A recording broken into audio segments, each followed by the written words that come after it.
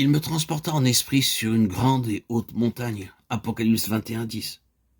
Soulignons haute montagne.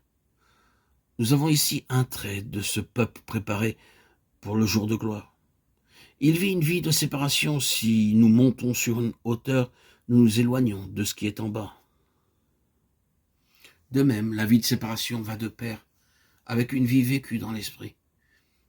Car la vie dans l'esprit n'est possible qu'à un peuple séparé. Un peuple qui n'est pas séparé ne peut pas non plus être élevé. Le Saint-Esprit veut rendre notre esprit vivant pour Dieu et pour les choses divines.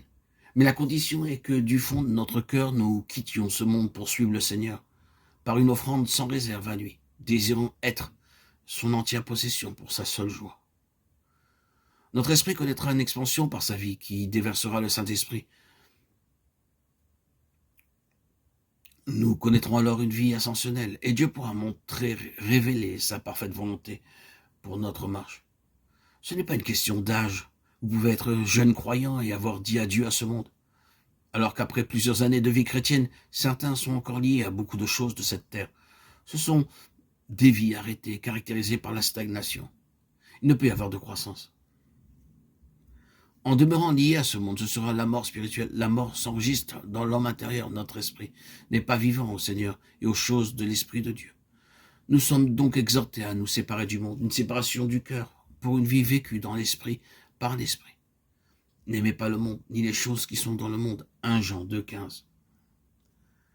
Il me transporta en esprit sur une grande et haute montagne, et il me montra la ville sainte, Jérusalem, qui descendait du ciel d'auprès de Dieu, ayant la gloire de Dieu. Apocalypse 21:10.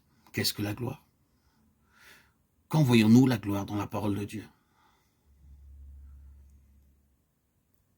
La gloire se manifeste quand le cœur de Dieu est satisfait, quand quelque chose répond à sa pensée et à sa nature.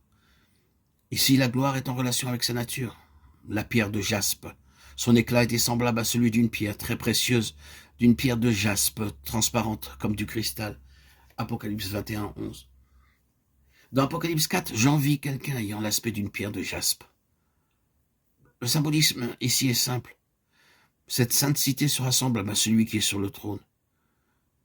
Dieu aura une épouse qui répond à sa nature, constituée de fils rendus semblables à son fils.